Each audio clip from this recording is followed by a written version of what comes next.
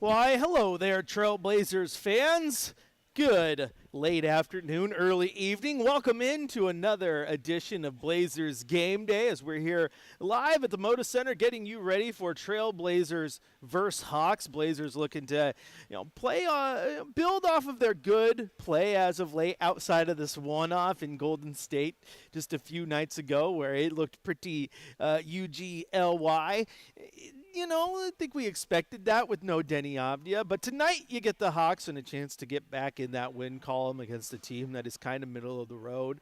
And I don't mean that negatively. Portland's middle of the road, too, a little bit. It's just kind of still moving forward. The difference is the Hawks, they have changed their trajectory just a little bit with trading the face of their franchise, and now they get C.J. McCollum wearing a Hawks jersey coming to town tonight, and a little bit of a different look as they try to build themselves in a different light. So might not be the Hawks team that you're used to, still going to be a tough out just because, again, they're not great, but they're not bad, and so you got to be prepared for that.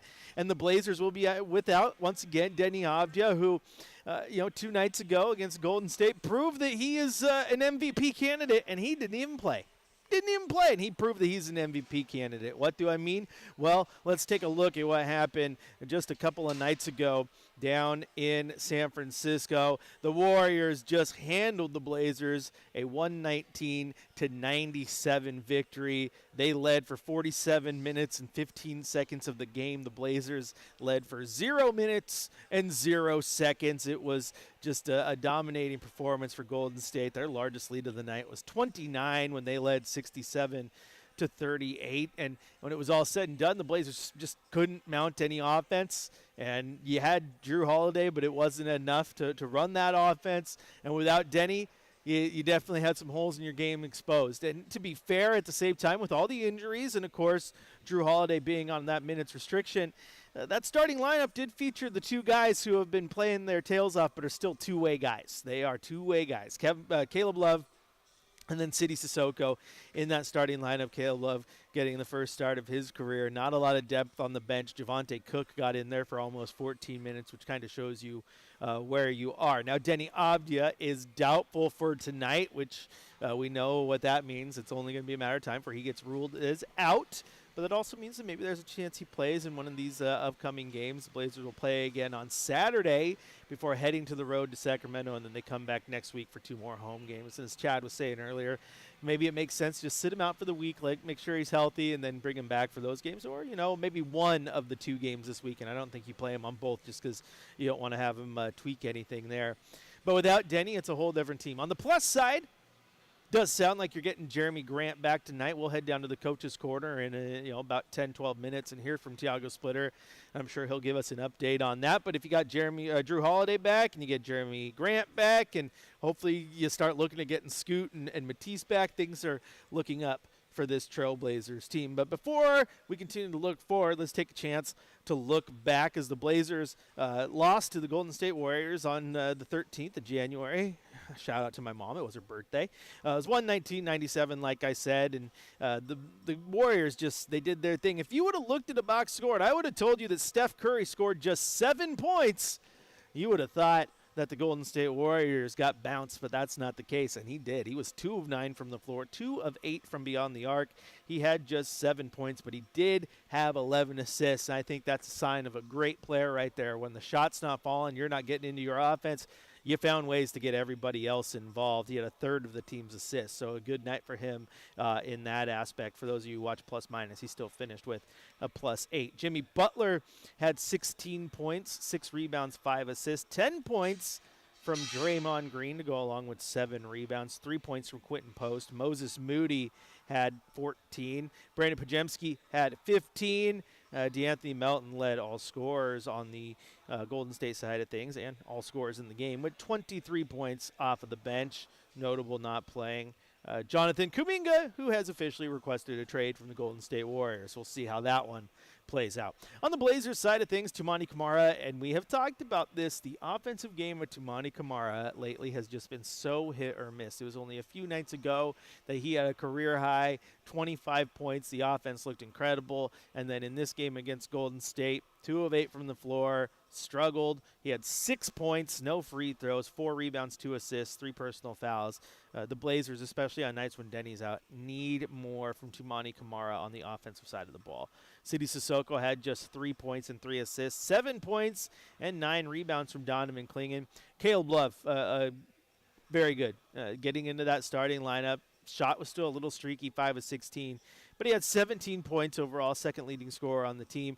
And then Shaedon Sharpe had 19 points, 2 rebounds, 2 assists. And we'll talk about Shaedon a little bit later in the show and put some of the things he's doing into perspective.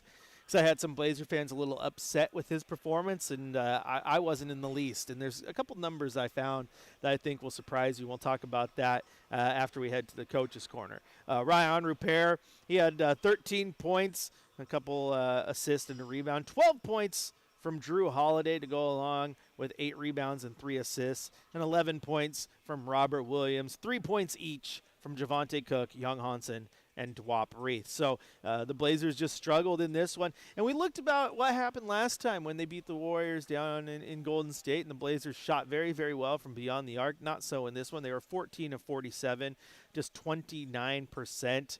The Golden State Warriors were 23 of 57, 40% from the floor. And so they were able to shoot the ball well despite the fact that Steph Curry was not. And when you go out there and you make 9 more three-pointers, I mean, just in three-pointers alone, that's a 27-point difference. And then Golden State only took 89 shots. That was 6 more than the Blazers took, but they made 42, which was 6 more than the Blazers made. And most of those were on the three-point end. So that's where you get the big discrepancy in the points. Because free throw-wise, the Blazers made it to the line 17 times, made just 11 of them. Golden State had 12 free throw makes. Rebound-wise, the Blazers won the rebound battle 45-34. One thing that stands out, though, the turnovers. We had talked about it. That 5-game win streak, and including the game against New York, even though they lost, I thought they played that game very, very well. That was a streak of games where every single one of those games they were below their season average in turnovers, and they needed to do that again to be competitive against Golden State. Unfortunately, that just wasn't the case. They had 22 turnovers in this one. That's just not sustainable, and you can't win a lot of games, especially against a team like Golden State who takes those turnovers and they turn them into 29 points off of turnovers. So above your turnover average. That's exactly kind of what we expected to happen as a result. Also, assist-wise, when the Blazers are struggling offensively and not moving the ball a ton, they only had 20 assists on the other side of that. 34 assists as a team for the Golden State Warriors. And think about that for a second. That's 34 assists on 42 makes. It's a pretty good ratio. It's damn impressive, honestly.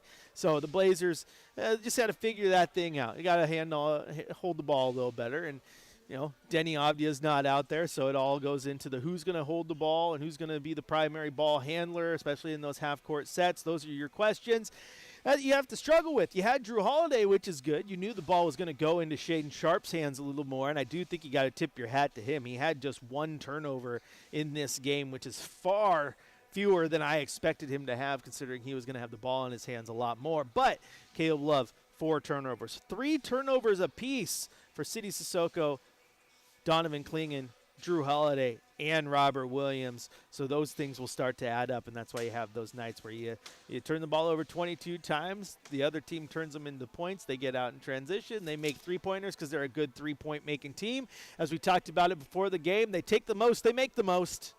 That's the Golden State Warriors. Has always been the Golden State Warriors. And on a night when Steph Curry wasn't hot, everyone else got it going. Like I said, DeAnthony Melton, 23 points off of the Golden State Warriors bench to lead all scorers. So just a rough night down there in Golden State, and you would hope that, again, tonight gets a little bit easier. You get a Atlanta Hawk team that has been up and down throughout the year, but is definitely in not necessarily rebuild, but they're in retool mode. I mean, they just traded the face of their franchise. There's lots of speculation as to whether or not they'll try to go out after a guy like an Anthony Davis or someone else to bring in a star to build around their young core, because they have some very good young talent. They have C.J. McCollum, who's an expiring contract, who is probably going to finish out the year here in Atlanta, and then we'll see what his value is on the open market, but it's not going to be the expensive deal that he's used to, I wouldn't think.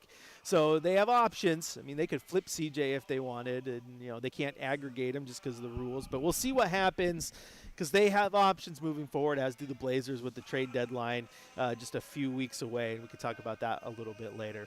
This is Blazers Game Day. I'm your host, Chris Burkhardt. If you want to join the conversation, you can head to youtube.com, type in Rip City Radio, and join the chat there. You can also hit us up on the text line, 88528.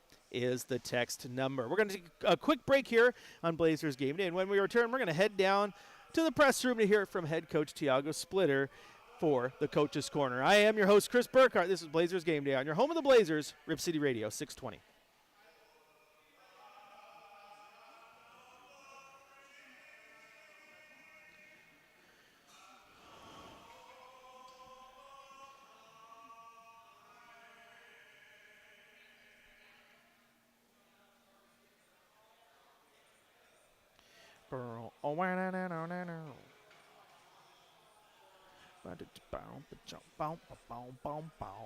Giving you some tunage.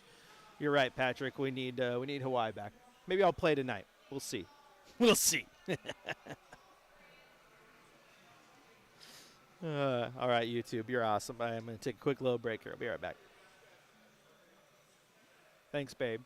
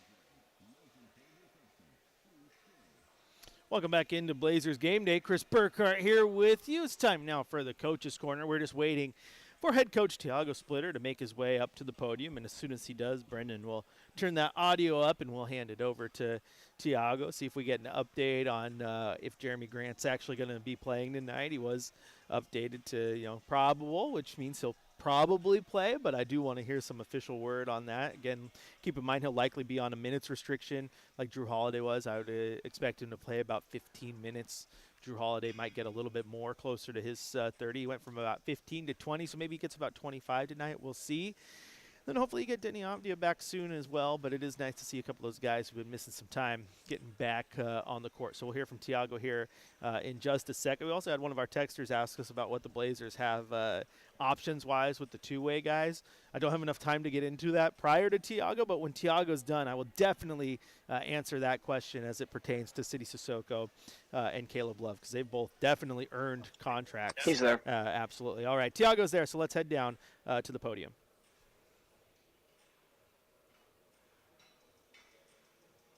Yes, Jeremy's going to go. Similar deal to Drew where he's not starting and he's on a minutes limit? Yes, similar to Drew. Can I also get your game plan and how you're going to approach them defensively now? What about Denny? I see he's out. Yeah. Oh, you already said that, yeah. Yeah. Yeah, Denny's out. What's the is he just kind of day to day? Is that how you guys are approaching him? Yeah, he's feeling better. Not 100% yet, but we're also being cautious with him. So, but he's feeling better, definitely. The fact that he was listed as doubtful, is fair to say that's a sign that you guys don't think it's anything super serious long-term thing? Yes.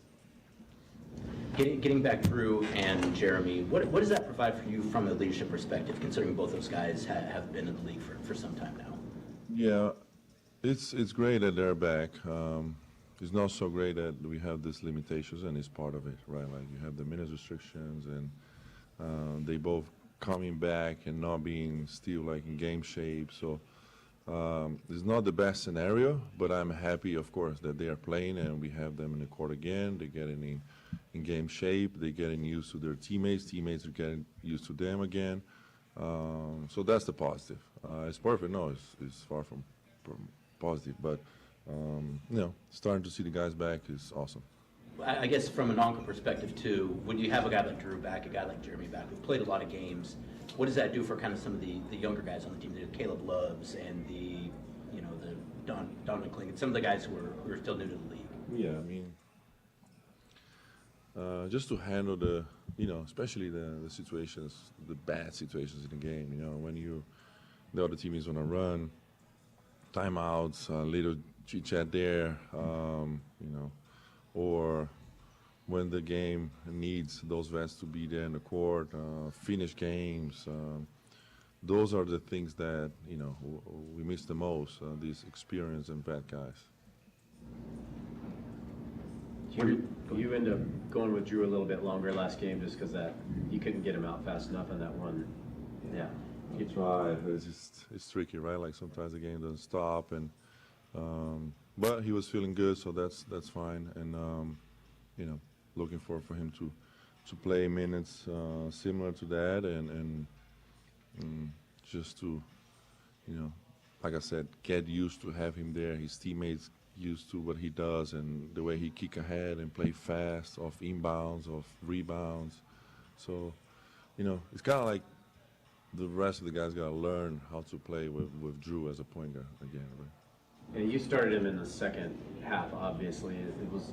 You just move him in the starting lineup, move forward back where he is, or you just keep easing him back in? Still got to decide what's going to be his rotations, but it's tricky when you have those type of minutes, like you play a guy 20 minutes, where you put him, how you want to start the game better, you want to finish the game better, choose your poison there type of thing. So, but like I said, the most important thing is that he's back, he's feeling good, and that's what I care right now, to be honest. What's your read on this Hawks team, and what are kind of some of the things they do well? I mean, just by watching them, it's impressive what they're doing. Team that runs the court, one of the best teams running the court. They don't play much plays unless they really need to. So it's just, Jalen Johnson grabbing rebounds and pushing it and finding shooters all over the court. So that's the style they play, and it's really difficult to stop that. It's kind of like what we tried at the beginning of the season. It's kind of like the way we want to play when we have everybody. But like I said, they defending the ball well. Their fives can be in different levels of being aggressive on the ball. They can be in drop. They can switch. So a very agile team with a bunch of shooters all over the perimeter. Tiago, do you ever envision getting back to where you were the first month with the pace of play and all that? If you get a healthy roster that comes back, or if you just kind of eased into this new system and you'll stick with it? I wish we could play a little bit faster, just to get those easy looks. Pressure a little bit more the ball. So eventually we will get there. I don't know how fast is hard to say, but that's definitely a different way to play the game, and I think it's more aggressive, and you can get a lot of games just by doing that. You can win a lot of games just by running, kicking ahead, open threes, crashing the boards, pressure, and that's what Atlanta is doing.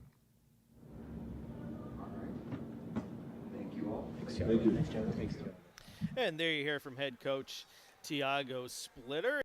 He did confirm that Jeremy Grant will play tonight, so we'll see how that looks. Going to be likely on a minutes restriction, just like Drew Holiday was. So I would expect him to come off the bench and play about 15 minutes. And if you pay attention to how Drew Holiday came in, he came in with about 7 minutes left in the second quarter in that first game. So maybe you do something like that, kind of let him in, close the first quarter, or close the first half, and then you do the same thing in the second half. I don't know. Rotations will change. But either way, it's going to be nice to see Jeremy Grant back in the lineup. Also, he announced there that they're basically treating Denny as day-to-day. He's feeling good. He's not 100%, but he's getting closer playing, which is pretty good. Pretty good to see.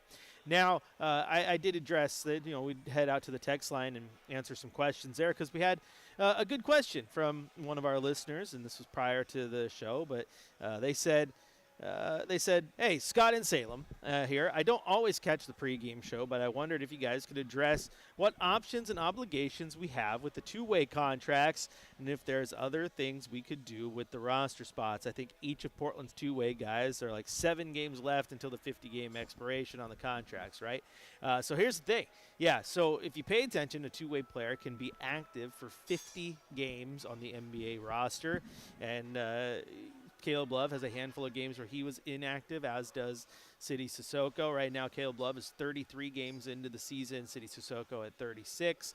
Either way, the Blazers are going to have to make a decision. The 14 games that Sidy Cissoko has left would put it at February 11th versus Minnesota, and then February 22nd against Phoenix would be the number for Caleb Love. Now, the trade deadline is on February 5th, I believe, so you're going to have to figure out what you're doing prior to that, whether it's a trade or not, because if there's not a trade at the trade deadline, Scott, and it's a really good question, but if there's not a trade at the deadline, likely a one that doesn't bring the Blazers much in return. So I'm thinking a simple like Dwap Reith for a second-round pick or something. And I'm not even saying I want Dwap Reith to go. I'm just saying there's an example.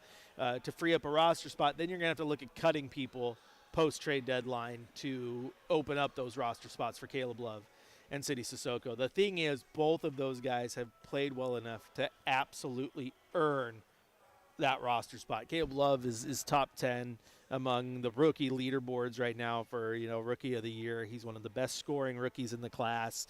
He's the best undrafted scorer. Everything he's done has been incredible for this team when they needed it the most. So he's earned it, and then Sidy Cissoko has been a five-tool guy. He's gone out there and done everything that they've needed him to do. I think he's probably passed, if the team's fully healthy, he's probably passed Chris Murray in that lineup. Now, Caleb Love, you got to keep in mind, too, you can burn a roster spot on him. He's earned it, but then at the same time, if the team's fully healthy, that means you got Shaedon Sharpe, Drew Holiday, Scoot Henderson, Blake Wesley, Damian Lillard. You start to get really, really stacked at that guard position. So that will factor in there too, but he's absolutely earned that opportunity. And I'll go back to what I've said a few times, that if they do intend to open up a roster spot, I would really hope they would do it via trade. And, if it is someone, like I said, Dwap Reith for a second-round pick makes a lot of sense, gives you a little bit of an asset that you might be able to use later. But Dwap Reith has also come up very big for this team when they've needed him, and I would like for him to land on a roster rather than just be cut to free agency. And then, of course, you get an asset out of it, too, which works well. So those are kind of your options here as you approach the deadline. And maybe you end up doing something, too. I know that there's been lots of talk about, what's Jeremy Grant's future, and Robert Williams is getting some interest. And maybe you can get off some of those bigger contracts. But you also got to keep in mind, too, is maybe you come in on those and you go lopsided. Maybe to match Jeremy Grant's contract, you end up trading him out, and you bring 2 guys in return, so you have to cut Dwap Reith just to free up a space, and now you're even more limited with what you do. So Joe Cronin has a lot of options and a lot to think about when it comes to how he moves these guys at the trade deadline and how he options those 2 guys who have absolutely earned roster spots. They've been incredible for this team. Caleb Love has been exceptional. He's proven that he can score the ball when they need it the most, because they don't have a lot of scores. He's played a little more point guard than he's used to, but he's been all right. Like, I love Caleb Love, no pun intended.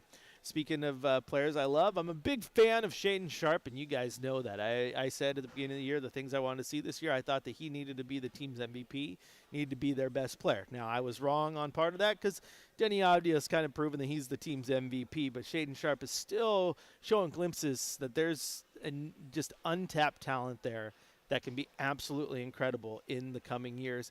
And some of the stats I found on him might surprise you with about how efficient his scoring really is. Maybe efficient isn't the word, because efficiency can be up and down, but how impressive his scoring is. And I'll let you know what I dug up when I did my detective work when we return after a quick break here on your home of the Blazers, Rip City Radio 620. Hey, Portland, Chad here for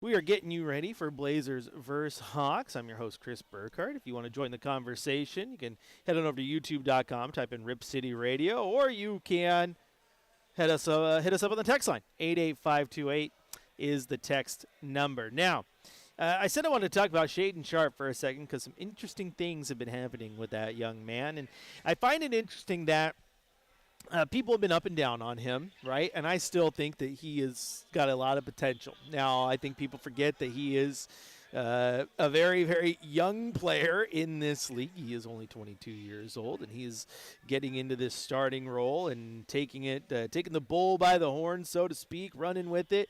He only has 3 years of experience. This is his 4th year in the NBA, so he is still young. But I started breaking down some numbers, and I want to tell you something that's really, really interesting, and that is if you go by position, and we're going by guards here, so this is going to count point guards and shooting guards. Shaedon Sharpe is in the top 20 when it comes to scoring guards in the NBA. That's impressive. He is a top 20 scoring guard in the NBA. Another guy who's in that conversation right now, though, is the guy you're going to see tonight in Nickeil Alexander-Walker, who is definitely going to probably win the Most Improved Player award because last year he averaged 9 points per game. This year he's averaging 20. Pretty incredible. But you look at the stats and you start to break it down a little bit, and it gets even more interesting when you consider Shaedon Sharpe is in this group. Because let me name some of the players in this group, and I want you to keep in mind that I'm not counting Tyler Hero in this group. He shows up in the list, but he's only played 10 games, so it just hasn't been enough compared to everyone else who's played closer to that 30 mark.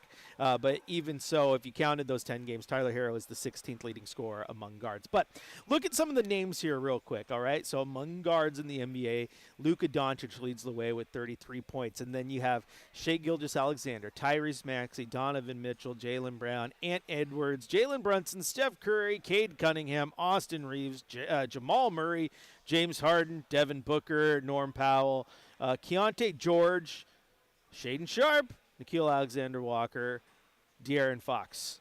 All certified buckets. I mean, those are a who's name, especially that top end of top scorers in the league. And Shaedon Sharpe is among them. And then when you start to break it down even a little bit more, it gets really interesting. So, of the top 20 scorers in the NBA, only 2 have fewer than 3 years experience in the NBA going into the season. That's Shaedon Sharpe, who had 3 years of experience, and Keontae George with the Utah Jazz, who had 2. So now you're in a rare spot within that top 20. Break it down even more a little bit for you. Of that top 20, currently, the average age of that top 20 is 27.8. If I add Tyler Hero in there, it's 27.7. So it's roughly the same. So the average age of a top 20 scoring guard in the NBA is about 28 years old if you round up. Now, of those top scoring guards in the NBA, only 4 of them are younger than 25. Those 4 are Shaedon Sharpe, Keontae George, Anthony Edwards, and Cade Cunningham. And at just 22 years old, and being just 6 months older than Keontae George, Shaedon Sharpe is the 2nd youngest guard among the top 20 scoring guards in the NBA. So I think when you take his production and consider the fact that he is on the very, very young end of that group, there's only 2 players that are younger than 24, him and Keontae George. And the 2 other young guys are Ant Edwards and, like I said, Cade Cunningham, who are pretty good.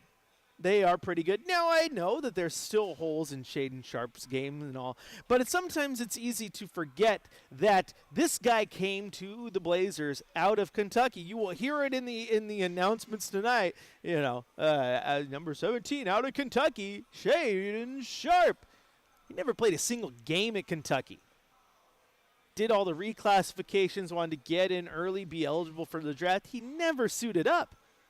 Never played. So essentially the Blazers drafted a high schooler to come in and be a part of this team. And so now you have a steep learning curve, all that jazz that you talk about. But the whole point I brought up here is just the fact that, again, Do I want him to continue to excel and be great? Yes, I do. And do I think he is only going to get better? Yes, I do. But I think when you start to look at the overall breakdown of this schedule and realize that he is definitely still on the way up, and he's 22 years old, the second youngest top 20 scorer among NBA guards, that's incredible. That's incredible.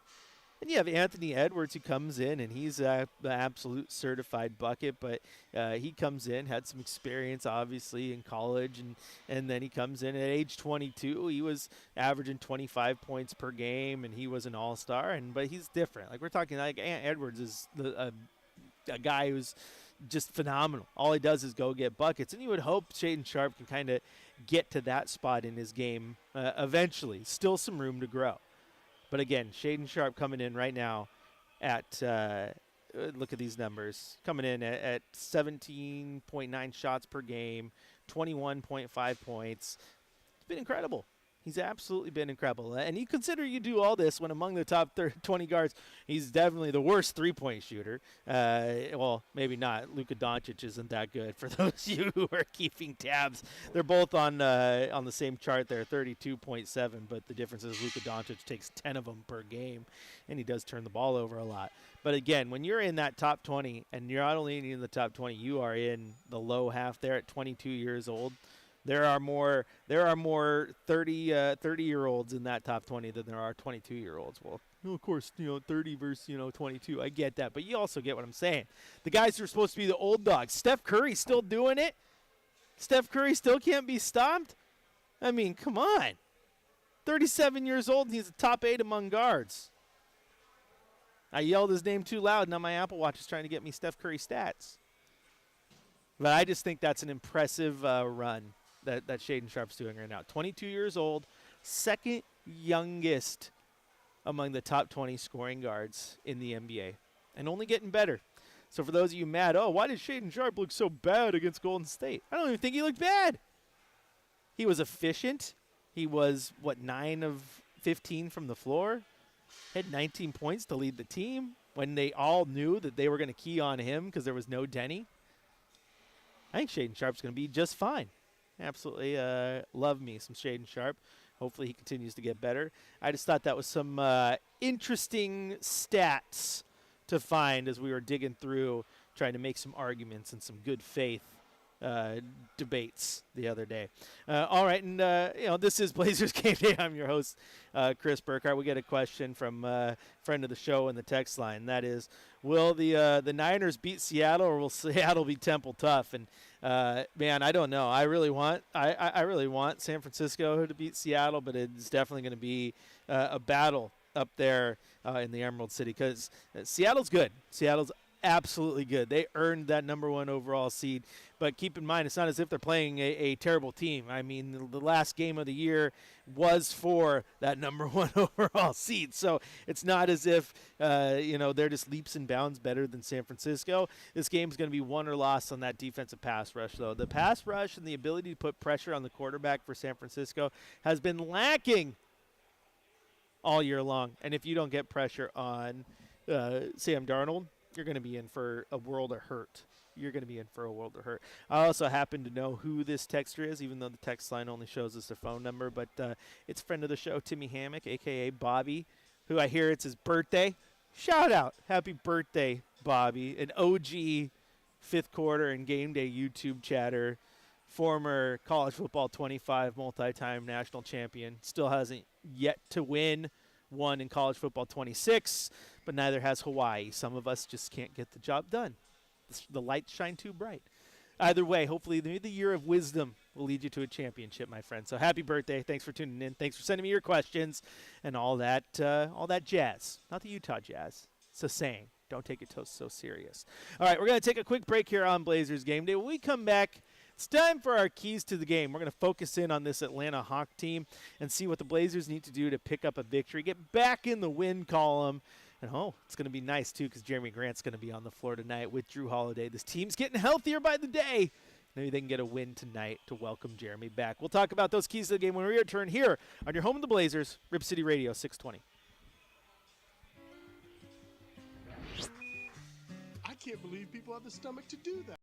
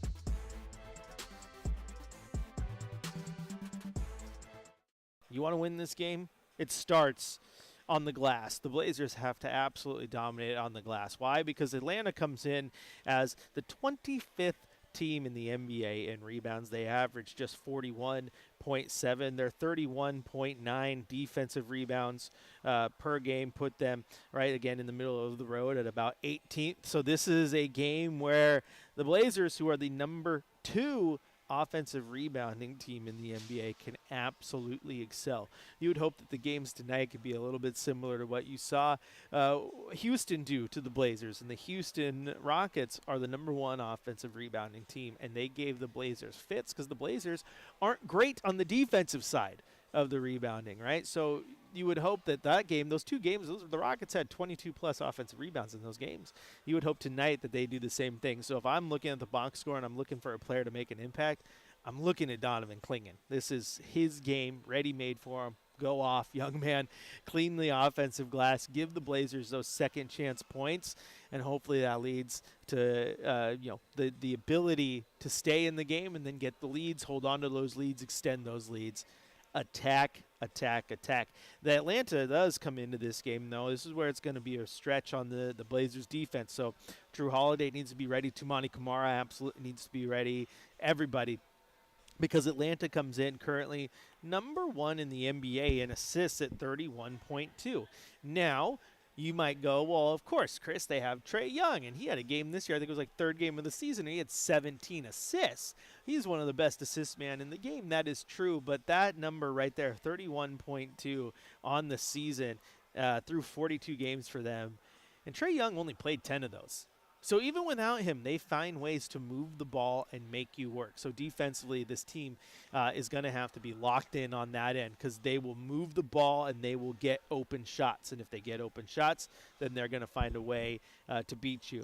And then the guy you got to key on, plain and simple, and I'm excited to get a chance to see him here tonight, is Jalen Johnson. Jalen Johnson has absolutely had a wonderful year. Also, Trailblazers legend Nickeil Alexander-Walker, who was mentioned earlier when we were talking about the top 20 scoring guards in the league, because he's up there. He's having a heck of a year. He's going to be, the not comeback, but most improved player probably without a question. But the player that you got to watch out for is Jalen Johnson. Now, he's sitting here year 5 in the league, and he's slowly starting to build up. Last year, he had a very good year. He averaged 18.9, 10 rebounds, 5 assists. This year, he's taken those numbers, and he's somehow playing even better. Jalen Johnson right now, 23.4 points, 10.1 rebounds, and 8.1 assists per game. He's their Denny Avdia. He fills it up. 6'8", very, very long, plays good defense. He's going to be an absolute force on both ends. So the Blazers got to be aware of where he is at all times, because he's going to make them work. And he's going to be one of those guys, too. He leads the team in points, rebounds, and assists. And so, again, when we talk about this team that comes in number 1 in assists, yes, Trae Young did average 8.9, but Jalen Johnson is averaging 8.1 assists on the season. He is going to go to work. So defensively, that's why we talk about being locked in. And then, of course, let C.J. McCollum beat you if you want. It's always going to be nice to watch C.J. McCollum play. That's right. He plays for the Atlanta Hawks now. It's going to be weird. All right, music means it's time to go for me, not for you. You keep it locked in, because coming up next, Chad Dewing has the Trailblazers pregame show across the Trailblazers audio network. And then at 7 o'clock, he'll hand the mic over to Travis Demers, who will have the call here on your home of the Blazers, Rip City Radio 620. And, of course, after the game, keep it locked in for the 5th quarter, where hopefully we're breaking down a Trailblazers victory. Hawks versus Blazers coming up tonight here on your home of the Blazers, Rip City Radio 620. Trailblazer fans, I'll talk to you after the game.